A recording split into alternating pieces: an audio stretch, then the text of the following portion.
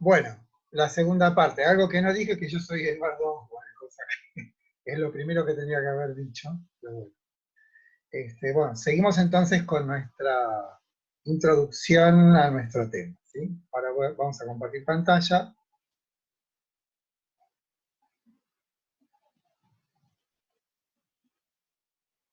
Y seguimos con nuestra tarea. Estamos bien, ¿no? Sí. Tengo acá una asesora, que es mi esposa. Yo más conozco de informática, pero lamentablemente este tipo de cosas es como que me, me obnubila.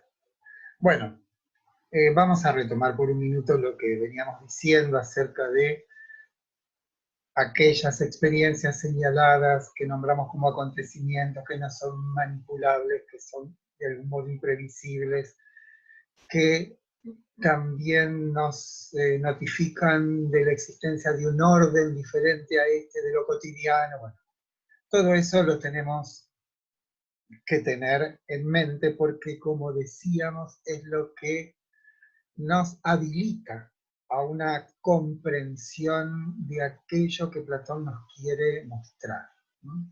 Bueno, esto es todavía Sócrates, ¿no? Saben ustedes, esto lo habrán visto con el profesor Amuchastegui, que de alguna manera Sócrates tiene un método, un camino, y que toma el nombre del oficio de su madre, que es la mayéutica. En el caso de Sócrates, la misión, como decíamos, supone un método. Y Sócrates nombra su camino, en el sentido etimológico de la palabra método, hacia el descubrimiento de lo universal. Mayéutica, que en griego es el arte de dar a luz. Él lo toma del oficio de su madre Fenarete, que era partera. Entonces veamos. Sócrates sabe que su misión es hacer que a cada uno pueda hacérsele familiar ese orden al que aludimos. Sabe también que no es con datos, con ejemplos que provienen de la experiencia, como habrá de persuadir a sus interlocutores para reorientar su mirada hacia ese orden absoluto. Bueno, veamos, la palabra persuadir la hemos visto o la han visto con las clases del profesor Amuchastegui. Esa palabra en griego es peito y tiene que ver con el poder que tiene la palabra de transformar, de convencer, si la palabra es utilizada con destreza. Esa destreza se vuelve una técnica de la mano de los sofistas, que la vuelven una disciplina, un procedimiento que es acotable, que es aprendible. La retórica, la dialéctica, son esos métodos. Y de algún modo Sócrates los utiliza en su tarea de demolición de las convicciones de sus interlocutores. Bien, había otra palabra que, bueno, lo que hace, o sea, Sócrates vieron que no dice lo que hay que hacer. Lo que hace es disolver las convicciones de sus interlocutores. Lo que hace es preguntar y mostrar a sus interlocutores que sus respuestas son insuficientes.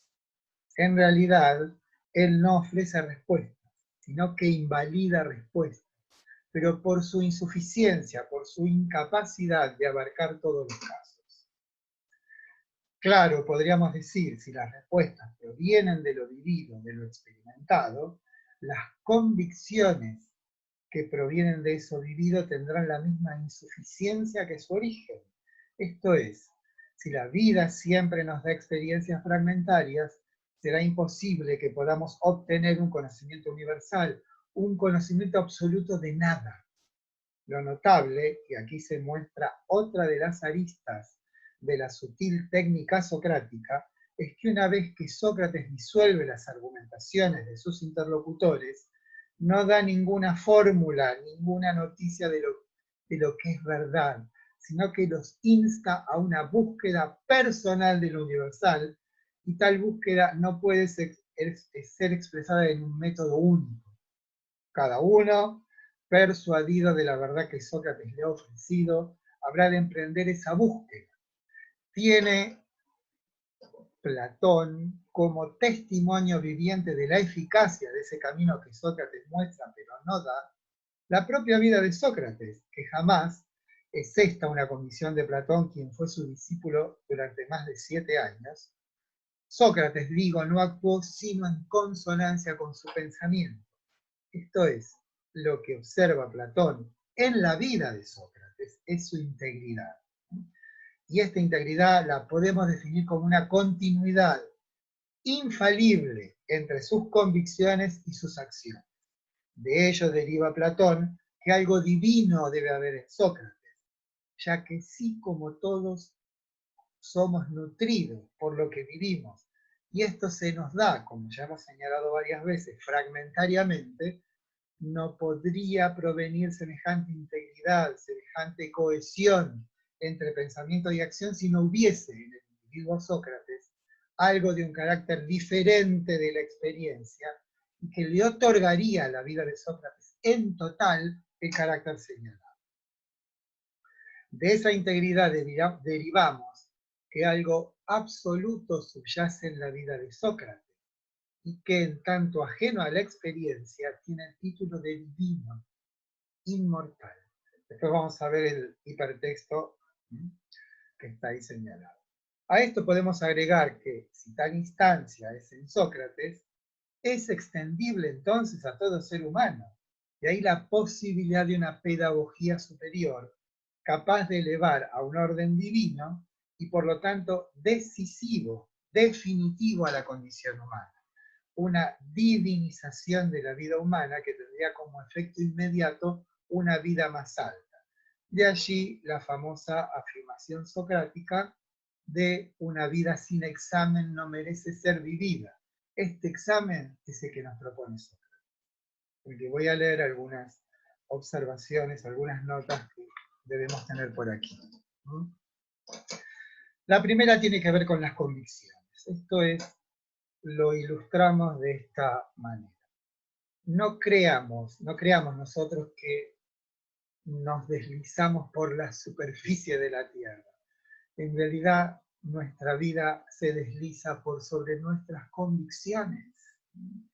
Y estas, las convicciones, son las que de un modo no crítico se han sedimentado en nosotros, sin haber opuesto una instancia crítica capaz de filtrar todo aquello que en tanto fragmentario fundase un cuerpo inorgánico de creencias, suposiciones, opiniones.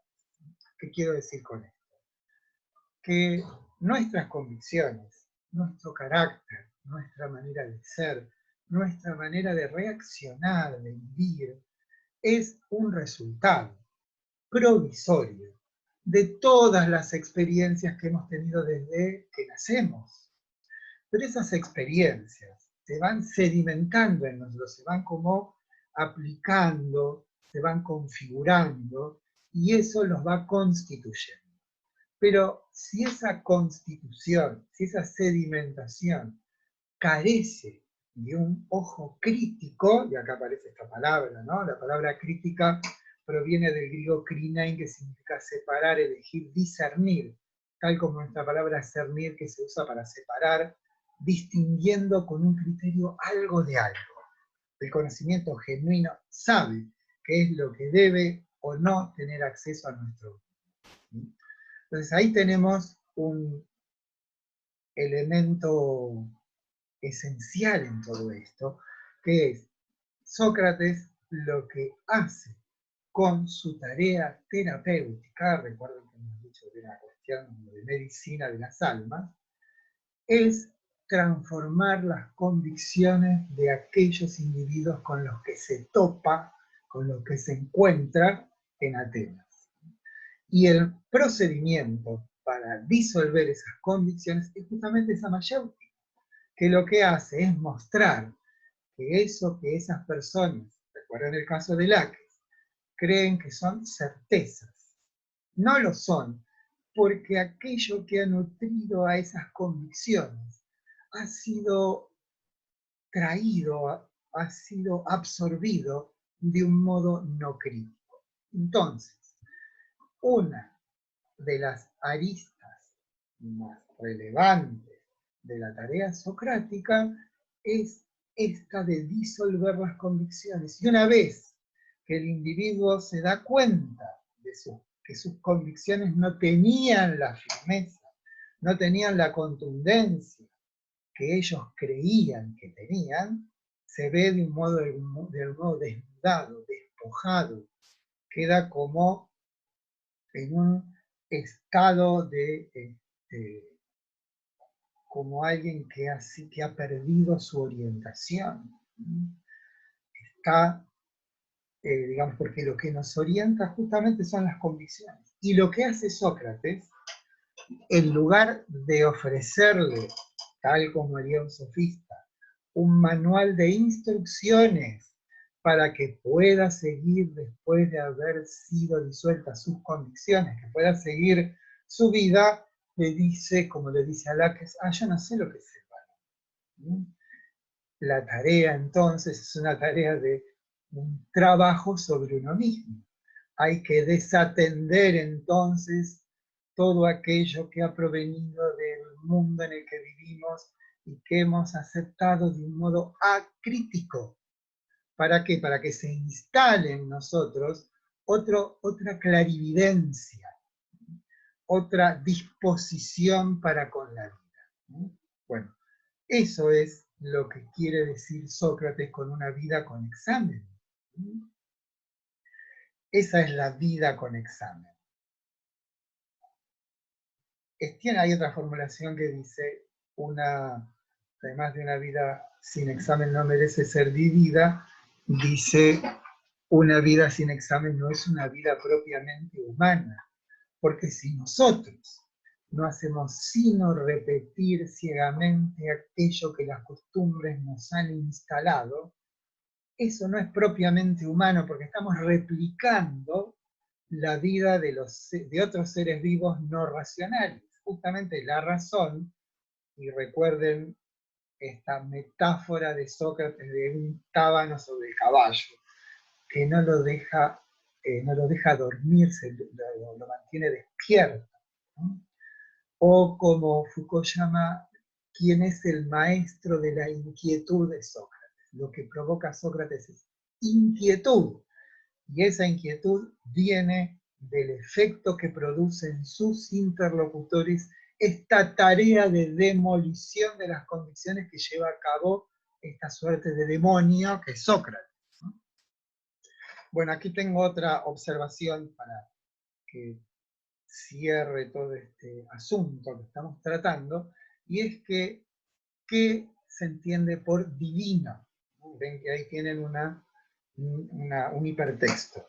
El comentario es, divino es inmortal, la presencia en nosotros de nociones universales, la justicia, la belleza, la bondad, despejan toda posibilidad de que su origen sea empírico, derivado de la experiencia. Por lo tanto, es hacia esas nociones donde debemos dirigir la mirada. Recordemos que la conversión platónica consiste en su esencia en un giro de la mirada. Esto está magníficamente expresado en la llamada segunda navegación. Lo de la segunda navegación, espero que ya no lo haya dicho porque ya les dije tuve algún problema en la composición de estas clases, es un famoso fragmento del libro de Platón que se llama El Fedón, que pertenece a esas 4 obras, ¿no?, que constituyen el centro del pensamiento platónico. El Fedón, el Fedro, la República y el Banquete. En el Fedón, Sócrates, que es quien cuenta esta historia, dice que en algún momento se dio cuenta que para tener un conocimiento cierto, debía dejar de basarse en el testimonio de los sentidos, de las opiniones, de las experiencias, y dirigir la palabra, ahí es una palabra que es logos y que realmente es difícil de traducir en ese contexto, porque si es Sócrates quien habla no podría decir las ideas, digamos hacia el lenguaje, hacia algo que está fuera del orden de los sentidos. y llama a ese giro de la mirada una segunda navegación. ¿Por qué segunda navegación? Porque la primera navegación es la que el barco es llevado por el viento. Las velas infladas por el viento llevan al barco o lo conducen a su destino de un modo, podemos decir, natural, simple. En cambio, la tarea que se propone Platón y de algún modo llevó a cabo Sócrates es esta de la segunda navegación, es ir contra la corriente. Esto es, o en otros términos, la adquisición de ese orden de carácter absoluto implica un esfuerzo. ¿Por qué creen ustedes que Sócrates cosechó tantos enemigos? Porque justamente en lugar de que ellos reconociesen que sus convicciones no estaban bien fundadas, porque si no, no les habría de provocar semejante conmoción la demoníaca, la lacerante tarea socrática, en lugar de reconocer efectivamente la posibilidad de que existe un orden diferente de sus convicciones, lo odiaron, ¿no? Que es lo que, bueno, esa es una de las paradojas de la tarea socrática. Bueno, con esto terminamos nuestro camino de la mano de Sócrates y empezamos ya con Platón, ¿no? Esto supongo que lo digo acá. Los siguientes pasos intentarán, a través de esquemas, facilitar la comprensión del texto Platón que figura en la bibliografía. Este modo se asienta en tres soportes, ¿no? La clase oral, el texto citado y este documento. O sea que las tres cosas podrían llevarnos a tener un conocimiento adecuado. El intento es que cada uno actúe como complemento del otro, siendo los tres necesarios. Este documento sirve de guía para la comprensión de los conceptos relevantes y la forma gráfica intenta enhebrarlos de un modo inteligente. Un poco de retórica. Bueno, aquí tenemos el esquema fundamental de lo que vendrá. Lo primero es este tema de por qué la obra platónica son casi todos diálogos. ¿Por qué diálogos? Es como si fuese una reproducción de una suerte de teatro, donde hay personajes que conversan. Todo esto tiene un fundamento, ¿no? Les voy a contar algunas historias. Una es que en la primera persona de la que tenemos un testimonio explícito de que haya visto a alguien leer en voz baja es Agustín de Hipona en el siglo V después de Cristo, cuando ve al obispo de Milán, que será San Ambrosio, leyendo en voz baja. Eso le llama muchísimo la atención. Ahora bien, ese hecho nos conduce a esta, digamos, hipótesis, que en aquel tiempo la escritura no era sino un complemento de la oralidad. Y otro signo de esta hipótesis es que lo escrito está siempre con mayúsculas y sin signos de puntuación, con lo cual se infiere que la escritura servía como una suerte de apoyo de la oralidad. Después vamos a ver, aunque lo puedo decir ahora, en otra de esas obras del centro del pensamiento platónico que se llama el Fedro, hay toda una crítica demoledora a la escritura. Fíjense, les voy a leer este fragmento de la carta séptima para ilustrar lo que quiero decir con esta crítica a la escritura.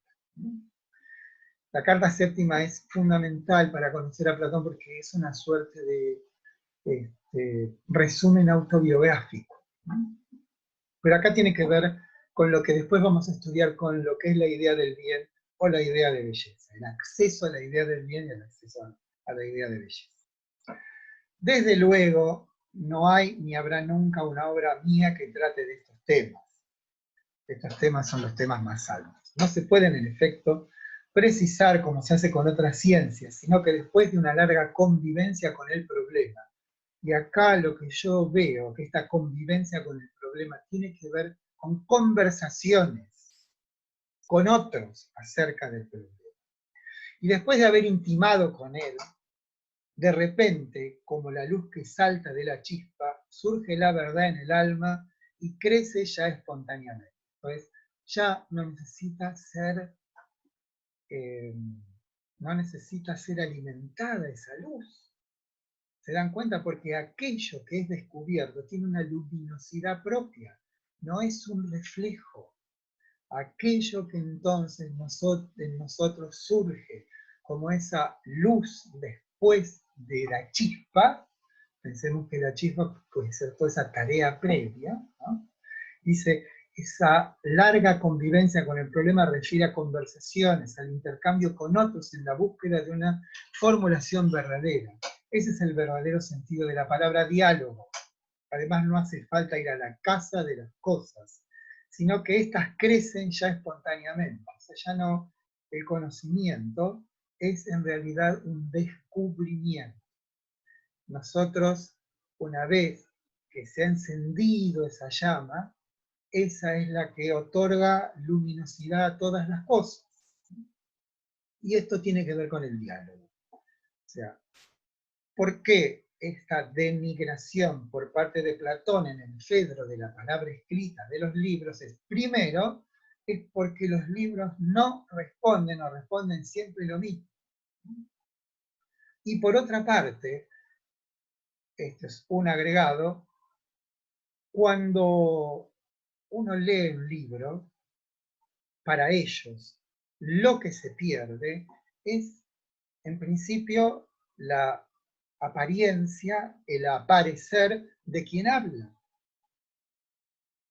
Se pierde el gesto, se pierde el movimiento, se pierde la andada, se pierde el tono de la voz. Todo eso se pierde con la escritura. Y además, para colmo, se pierden los silencios. El silencio del maestro tiene un efecto también en el alma del discípulo. Entonces, fíjense por qué entonces toma esta decisión Platón de escribir como diálogo, porque intenta reproducir aquello que para él es la única fuente genuina del conocimiento, que es el diálogo, la conversación. Bien, en el diálogo, recuerden que la palabra diálogo no tiene que ver con el número 2, sino con el prefijo dia, que significa a través. Es el diálogo, el intento de avanzar, de atravesar, de llegar al conocer a través de las palabras. El diálogo es una reproducción del modo propio de avanzar en el conocer, una forma similar al teatro, pero que no se dirige al sentimiento, sino al conocimiento. Dice el camino hacia la verdad, en la que, una vez alcanzada, deriva en dialéctica. Después vamos a ver qué es eso, ¿no? La dialéctica es el saber deslizarse de un modo familiar en el orden de las ideas. Esto todavía resulta enigmático, pero vamos a tratar de darle alguna visibilidad luego. La doctrina de las ideas. Vamos a hacer una definición tanto formal y, por supuesto, totalmente oscura por ahora, pero bueno, vamos a hacer el intento de darle visibilidad a esto. Hay una instancia no humana en el hombre, y es de naturaleza divina y reside en su alma. Esa es la afirmación básica de la que parte toda la filosofía platónica. Hay la convicción de que reside en nosotros algo que no viene de nuestro cuerpo, que no viene de nuestros sentidos, que no viene de nuestra naturaleza sensitiva, sino que hay algo así como un fragmento de algo que está más allá de lo humano. Lo que hace Platón con esa doctrina es sistematizar. Cuando decimos sistematizar, decimos otorgar inteligibilidad a algo. Después vamos a ver con claridad qué significa esa palabra, sistema. El alma es, no lo podemos llamar un lugar, pero bueno, donde residen los conocimientos de carácter universal. Ante la imposibilidad demostrada por Sócrates y Platón de que lo universal no puede provenir de la experiencia, entonces lo universal debe residir en alguna dimensión humana. Esa dimensión humana no debiera ser el cuerpo, en tanto finito, sino que la residencia, entre comillas, natural de esas nociones universales no es un lugar que tenga que ver con el cuerpo, sino con el alma, que es el aspecto más valioso nuestro en tanto de carácter inmortal. Por otra parte, y acá podemos rozar un aspecto religioso del pensamiento platónico, ese conocimiento tiene un carácter salvífico. ¿Sí? Esperen a ver si tengo algo más acá. No. Bien. Aquí vamos a hacer, va a haber unos cuantos hipertextos, hasta creo que hay una pequeña película. Quisiera saber cuánto tiempo llevamos, porque temo que me pase lo que me pasó con la segunda clase que terminó muerta. Bueno, el procedimiento entonces que utiliza Platón para acceder a un conocimiento cierto son los diálogos. Y en los diálogos su rostro es Sócrates. Salvo en la última obra de Platón inconclusa, que lo sorprende la muerte, que se llama Las Leyes, donde Sócrates no aparece, y en otro diálogo de la vejez, podemos decir que es el Parménides, donde aparece Sócrates, pero como un veinteañero ingenuo. ¿Sí? Bien. La tarea, entonces, platónica, podríamos nosotros designarla como una pedagogía superior. Vamos a ver qué nos dice este hipertexto, ¿sí? Que tiene que ver con estas son fichas, que bueno, hay unas cuantas. ¿Sí? Esta nota aclaratoria es para explicitar lo que se dice con pedagogía superior. Esta trata no tanto de enseñar acerca de cosas, sino de poner el acento sobre lo que hace posible que las haya. Si bien este término se establece con mayor precisión mucho tiempo después con Kant, esto es, no está bien expresado esto, fija el alcance y sentido de este término. Podríamos decir, lo que hace posible la experiencia no proviene de la experiencia. Esto no es más que exponer en una cifra, en una cita escueta lo que venimos diciendo. Es necesario, como es en el caso de Platón, que existe una instancia no fenoménica. Cuando decimos fenoménico, decimos aquello que proviene de la experiencia. Debe haber una instancia no fenoménica para que dé lugar a lo fenoménico. Tan instancias son las ideas, que por una parte son independientes del orden mundano, y por otra son la condición de posibilidad de tal orden. El camino que sigue nuestro filósofo para fundamentar esta formulación puede comprenderse a través de las dos vertientes que constituyen el fundamento de la doctrina de las ideas, el camino socrático y el camino platónico. Bueno, esto es, ¿qué tipo de convicciones son las que conducen a Platón para establecer esta doctrina, la doctrina de las ideas? Estamos hablando entonces de, estamos hablando entonces de un camino socrático.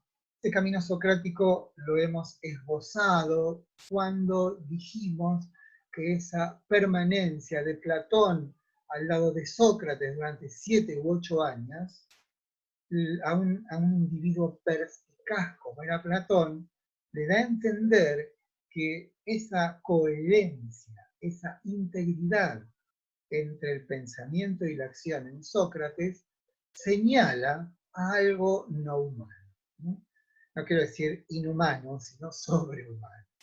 Y eso puede ser extendido porque si a Sócrates, o si Sócrates está asistido por semejante instancia sobrehumana, todos nosotros lo estamos. Y por eso hay una pedagogía. O sea, recuerden que la palabra pedagogía viene de pais, paidos, en griego, que quiere decir niño, y agó quiere decir conducir. Pero le ponemos este nombre de superior porque es una pedagogía que nos lleva a una instancia superior a lo que es lo común de la naturaleza humana, ¿no? O sea, usamos el término en que no se trata de enseñar algo en particular, sino lo que permite tener de algún modo acceso a toda cosa. Aquí se une entonces a este término, lo trascendental, ¿sí? El camino hacia una pedagogía que para conocer lo trascendental. Anticipo, lo trascendental en Platón son las ideas. ¿Por qué? Porque son la condición de posibilidad de que haya cosas.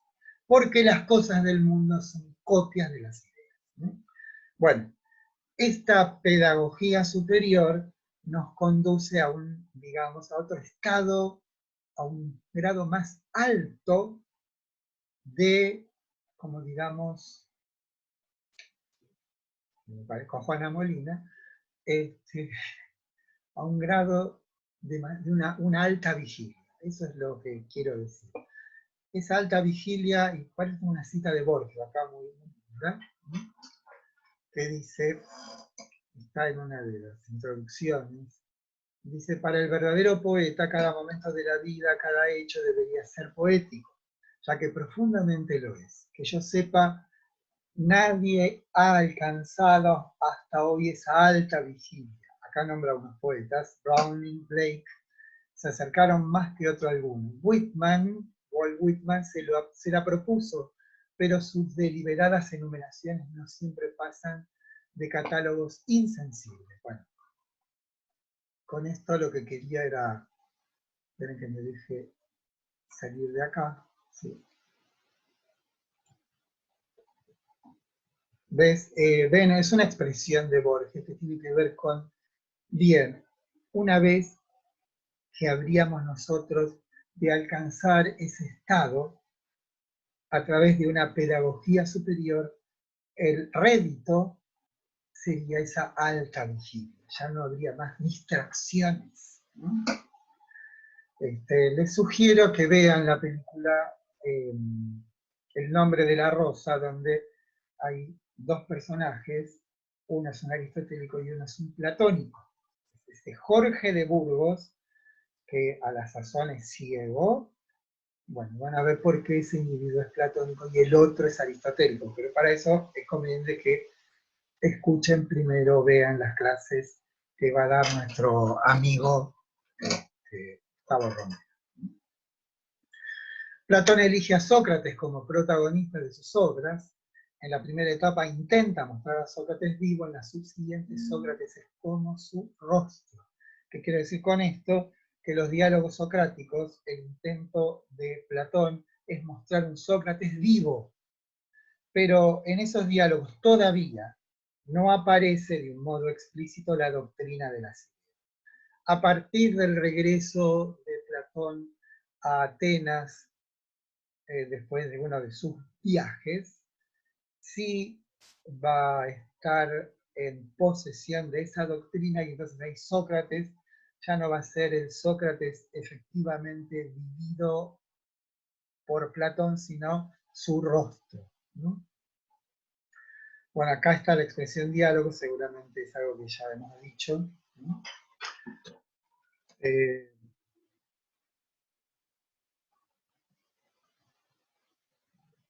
Acá, bueno, esto tiene que ver con este texto del Fedro que les hablé, de este desprecio de Platón por la palabra escrita. ¿no? Le leo de todas maneras, todo esto va a estar a disposición de ustedes cuando estudien con esta aplicación, ¿no? Lo que causa sorpresa es que el mismo Platón, quien desprecia la posibilidad de la escritura para ser un medio eficaz de conocer, claramente es el diálogo lo que permite el arribo a lo verdadero, y la escritura queda relegada a un papel subordinado, a ser un medio para recordar, pensado los libros como registros inertes que siempre contestan lo mismo cuando los interrogan. Bueno, esto es una cita muy larga, pero van a ver que al final está resaltado lo esencial de todo esto, creo. Bueno, en todo caso busquen, léanlo, este es un fragmento del Fedro, ¿sí?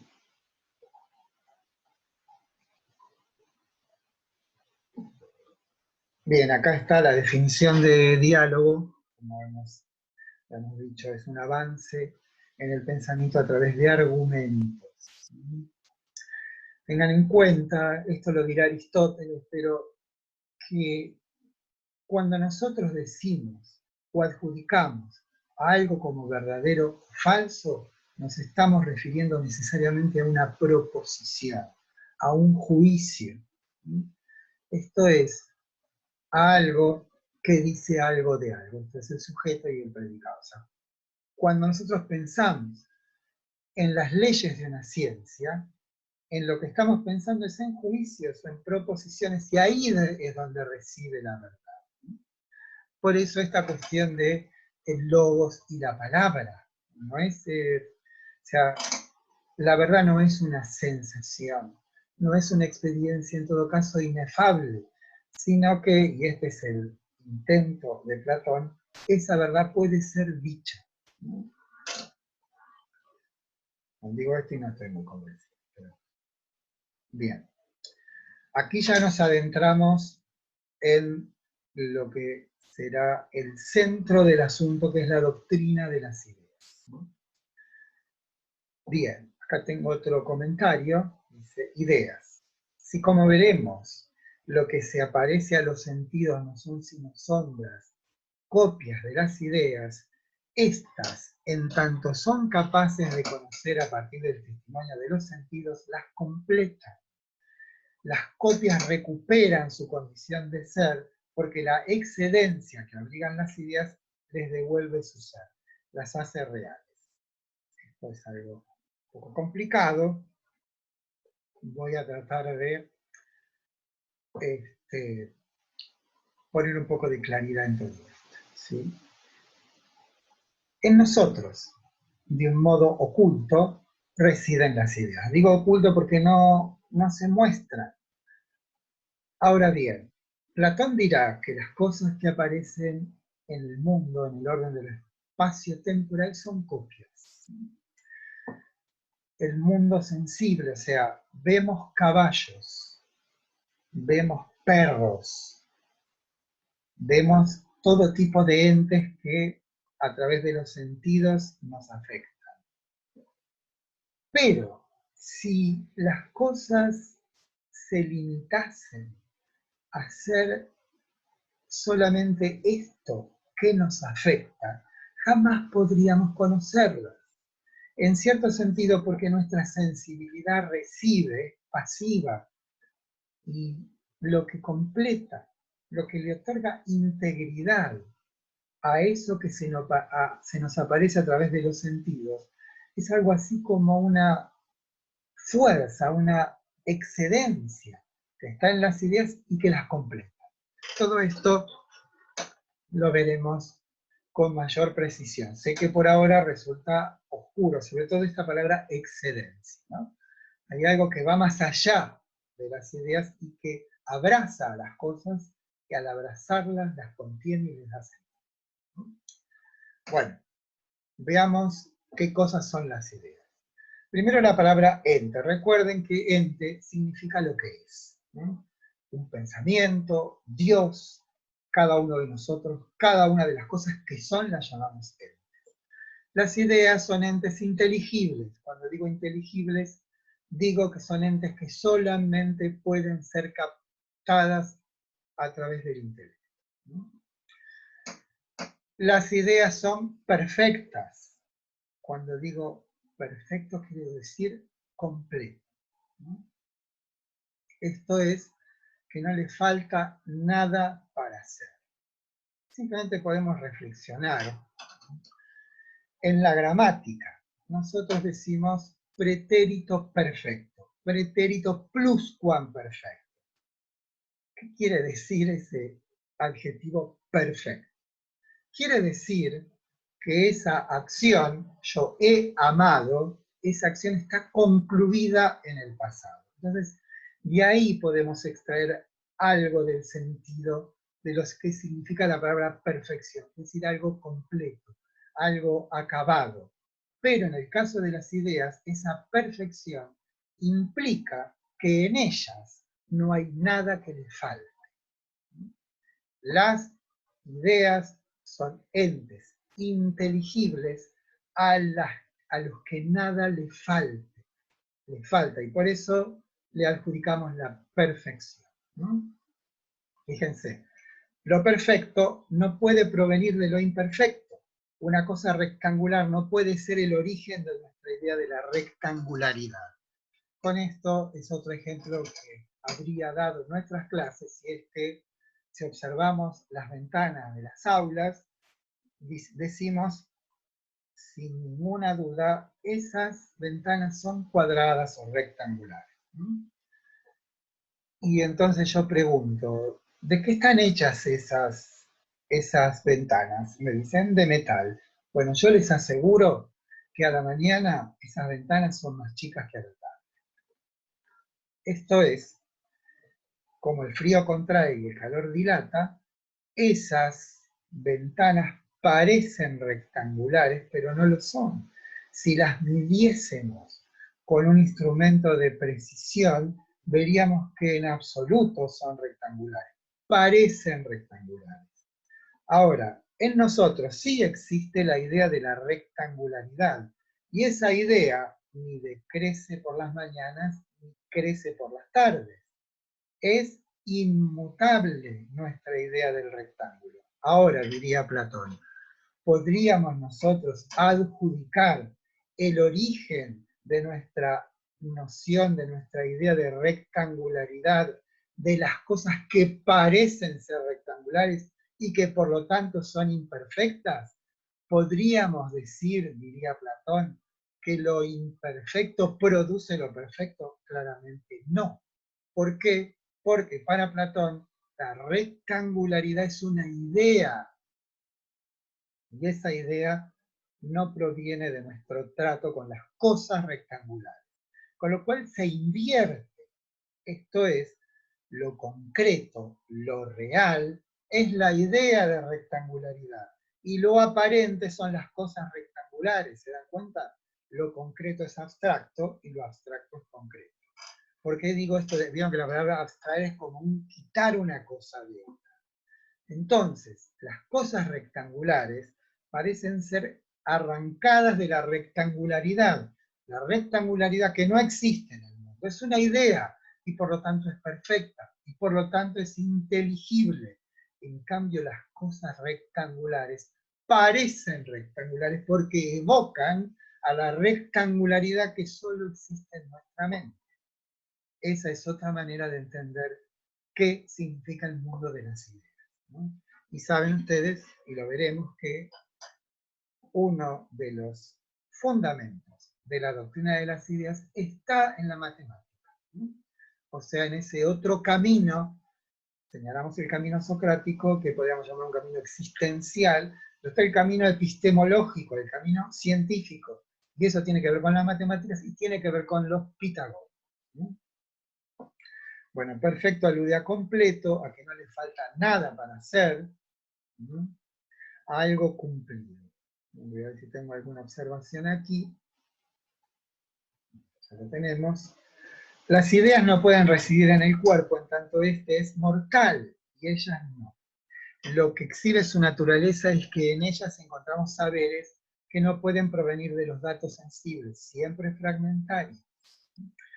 Inteligible, aquello que solo puede ser captado a través de la inteligencia y no de los sentidos. Estos, los sentidos, captan lo cambiante y efímero. La inteligencia, en cambio, es apta para conocer lo permanente, que es inengendrado e inmutable, y por lo tanto eterno, ¿no? Lo sensible es engendrado y tiene como modelo las ideas. En tanto copias son un modo caído, sujetos a la sucesión temporal. Son y no son. En cambio, lo que es atemporal. Vamos a ver el hipertexto de inteligible, a ver qué nos dice. Acá tiene una cita de, bueno, este es un libro muy famoso, que se llama Paideia. Vamos a leerla porque es importante. El mismo Platón interpreta la alegoría del sol y de la caverna de tal modo que entraña la repudiación completa de la idea corriente de la paideia, paideia quiere decir educación, ¿sí? Según la cual se derrama el saber en un alma, hasta ahora ignorante, como si se infundiese la visión a los ojos de un ciego. La negrita es mía. La verdadera educación consiste en despertar las dotes que dormitan en el alma, pedagogía superior. Pone en funciones el órgano por medio del cual se aprende y se comprende. Y reteniendo la metáfora del ojo y de la capacidad de visión, podríamos decir que la cultura del hombre consiste en volver certeramente el alma hacia la fuente de la luz, del conocimiento. Del mismo modo que si nuestro ojo no pudiera volverse hacia la luz, más que dirigiendo hacia ella todo el cuerpo, debemos desviarnos con todo el alma del cuerpo del devenir, hasta que aquella se halla en condiciones de soportar la contemplación de las capas más luminosas del ser. Esto es una manera de nombrar a la alegoría de la cámara. Bueno, vuelvan. Lean todas estas fichas que son muy interesantes. Les voy a leer este resaltado. Dice, obtiene su independencia perfecta respecto a toda experiencia exterior y una dignidad casi religiosa. Está hablando de la ciencia matemática. Bueno, yo creo que voy a terminar porque ya estamos un poco, vamos a ir a la diapositiva 19, y la vamos a dejar para la próxima clase. Ya veo que van a hacer, voy a emular a mi amigo Amuchastegui y voy a dar más clases de lo que parece porque estuve mirando, son 34 diapositivas y vamos por la 19. Pero bueno, me parece que para no atosigarlos y para que no pierdan el temple que necesitamos, para no aburrirlos, vamos a terminar acá y seguiremos con otra clase. Bueno, hasta pronto.